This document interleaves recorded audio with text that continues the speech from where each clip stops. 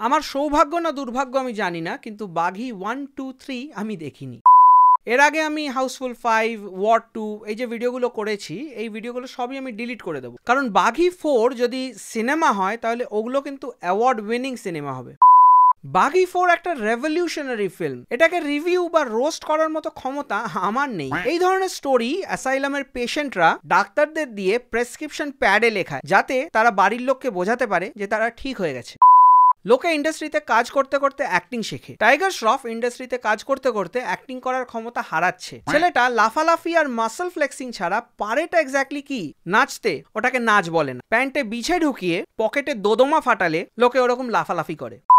বাথরুমের দেয়ালে শ্যাওলা পড়ে গেলে যে ইমাজিনারি ফেসগুলো দেখা যায়, ওগুলোতেও বেশি এক্সপ্রেশন থাকে টাইগার শ্রফের থোবরার থেকে। সঞ্জয় দত্ত স্যার প্লিজ ছেড়ে দিন, এবার ওই মিউচুয়াল ফান্ডে ইনভেস্ট করা টাকা দিয়ে রিটায়ারমেন্টটা কাটিয়ে দিন। এইসব সিনেমা করে আপনি আপনার লেগাসির মাদার সিস্টার এক করে দিচ্ছেন।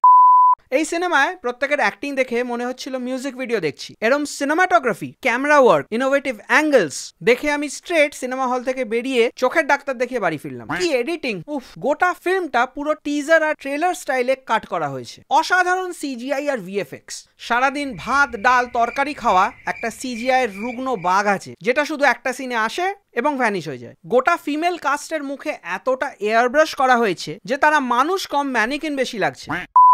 কয়েকটা সিন আছে যেগুলো দিনে শুট করে ডিজিটালি রাত করে দেওয়া হয়েছে। একটা সিন রয়েছে যেটা খেতে শুট করা হয়েছে এবং ওটা পুরোপুরি সিজিআই, এবং এনারা গ্রিন স্ক্রিনকে হাইড করার এফর্টও দেননি। ছবিতে প্রত্যেক 5-10 মিনিট অন্তর অন্তর গান রয়েছে, এবং ওই বি প্রাকের খড়খড়ে গলা শুনে আপনার কান্না পাবে এবং মনে হবে যে কেন এই সিনেমাটা দেখতে এলাম।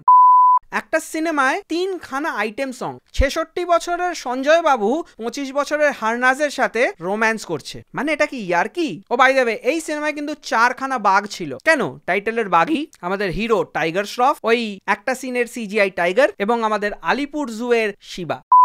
এই ছবিতে কন্টিনিউটি বলে কিন্তু কোনো কনসেপ্ট নেই। প্রত্যেকটা অ্যাব্রাপ্ট কাটস। যখন মারপিট হচ্ছে তখন মুভমেন্ট বা মোশন মিলছে না, যদিও ওগুলোর খুব একটা প্রয়োজন নেই, কারণ এই সিনেমাটা এলিয়েন্সদের জন্য বানানো।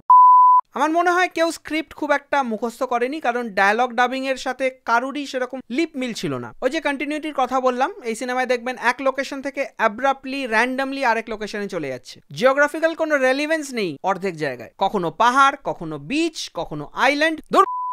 ফাইট সিকোয়েন্স ও ফাইট কোরিওগ্রাফি দেখে সিলভেস্টার স্ট্যালোন জন ক্লড ভ্যান ড্যামকে জড়িয়ে ধরে কাঁদছিল। এই ছবিতে পিস্তল, বন্দুক, বোম এসব নেই, শুধু কাঠারি, চপার, তরোয়াল এইসব রয়েছে। ফিজিক্স বলে যে একটা জিনিস হয়, সেটার পুরো বাবা কাকা হয়ে গেছে এই ফিল্ম। কিন্তু হ্যাঁ, বলতেই হয় এই ছবির একটা স্ট্রং পার্ট আছে, সেটা হচ্ছে স্টোরি, যেটা নেই। রান্নায় সর্ষের তেলের বদলে জাপানি তেল দিয়ে রান্না করলে এরকম স্টোরি লেখা যায়। আর কি স্ক্রিন প্লে! প্রথমে মনে হবে সাইকোলজিক্যাল থ্রিলার, তারপর বুঝলাম মেন্টাল টর্চার। ছবির কিছুটা কনসেপ্ট দ্য মেশিনিস্ট থেকে নেওয়া, আর কিছুটা কোমর থেকে। আপনারা তো অনেক সিনেমা দেখেন, কোনোদিন দেখেছেন হ্যালিউসিনেশন স্টেজ করা যায়? এই ছবিতে টাইগার শ্রফ প্রথম দিকে, মানে ফ্ল্যাশব্যাকে দেখানো হয়েছে যে নেভিতে ছিলেন শুধু পোজ দেওয়ার জন্য। হারনাজ স্কট ডাক্তার, কিন্তু সেটা ডিরেক্টর নিজেও একটু পরে গিয়ে ভুলে গেছিলেন। তার ওপর আবার ওনার ডাবল রোল, ভাবাই যায় না। একজন জামা পরে আর একজন পরে না। একটা সিন আছে টাইগার শ্রফ র্যান্ডমলি ইউনিফর্ম পরে সবার মাঝে গিয়ে গুন্ডা চেস করছে, এবং ফানিলি হারনাজের ফোন ছুঁড়ে সেই গুন্ডাকে মারলো, এবং সেই থেকে ওনাদের আলাপ, এবং প্রথম দেখাতেই প্রেম। এবং এই পুরো জিনিসটা র্যান্ডমলি উইটনেস করছে সঞ্জয় দত্ত। ও হ্যাঁ, ছবিতে একজন পুলিশ অফিসার রয়েছেন যার কাজ হচ্ছে শুধু ক্লাউনগিরি করা।